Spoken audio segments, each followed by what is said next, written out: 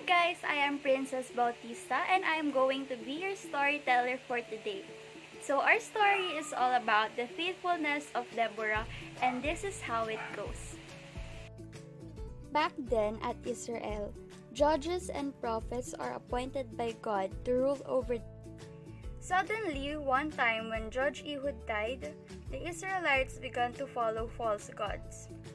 One day, Israelites cried out to God for mercy. God then gave them to Jabin,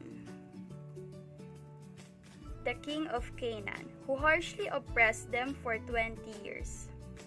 Although this isn't the first time that the Israel rebelled to God after their leader died. Now, Jabin left Sisera, the commander of his armies who owned 900 iron chariots. The Israelites wanted to resist, but they don't have the power. So, they once again cried out to God and asked for help. There was this woman named Deborah. She is a powerful woman who works to lead their nation back to the rescuer. She is always seen under the palm tree, and people came for her judgment. So she received a calling from God and heard about the cries of Israel. One day, she sent and summoned Barak. They had a talk, and Deborah told him that the Lord commands you to go take with you 10,000 men to the Kishon River, where you will find Sisera and his army. God will deliver them to your hands. Barak wasn't so sure about it, but Barak said that if she would come with him, then he would go. Deborah at once said, "Certainly, I would come with you, but know that the victory won't come to you. It is a woman who will defeat Sisera." Then, Barak obeyed the command of God. He gathered all his men at Mount Tabor when Sisera found about it. He rushed to the battle with him, with his 900 iron chariots rumbling on the ground. Deborah stood up. She could have been scared, but she said, "This is the day that the Lord has given. He will give you victory among Sisera. So go now." As the Israelites advanced, God confused Sisera's army by sending a powerful rainstorm that caused flood. Sisera's chariots were stuck on the mud that it became useless. So, these men tried to escape, but the Israelites caught them and killed them, while the other men were caught up in the flood. Sisera jumped out of his chariot to run for his life. He ran to a tent owned by a woman named Jael.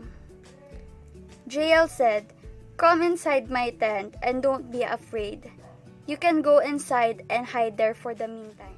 Jael gave and covered a blanket for Sisera to rest.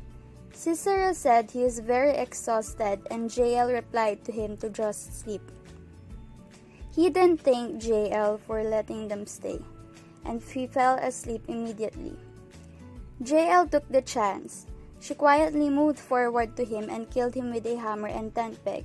She waited outside for Barak and showed him what they're looking for. Jael received the honor for killing Sisera as promised by God. Later, Deborah wrote a song about Israel's victory and sang about God's greatness in the battle together with Jael and Barak. Because of these three people, especially Deborah's faithfulness in accepting God's calling, God gave Israel peace at the next 40 years after being oppressed for the long time. Deborah became a blessing to others because of the bravery that she has shown. During the times that the Israelites are in trouble, Deborah received a calling from God, and without hesitations, she accepted it. She went to the battle without being caught up of emotions of fear. Even though there is an army featuring 900 chariots made up of iron, she held on to God's message with confidence. She was at the battle with her head lifted up high, full of courage and faith. She stood up as a leader to awaken others and help them fight. Because of her courage to lead, after 20 years of being oppressed, they finally felt freedom.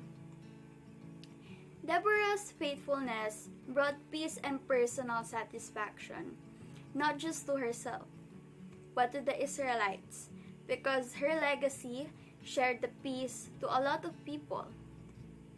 She was able to lead them to Christ and lift their battles to Him. Deborah's faithfulness and obedience to the Lord resulted to have her entrusted with greater responsibilities as Israel's overall judge.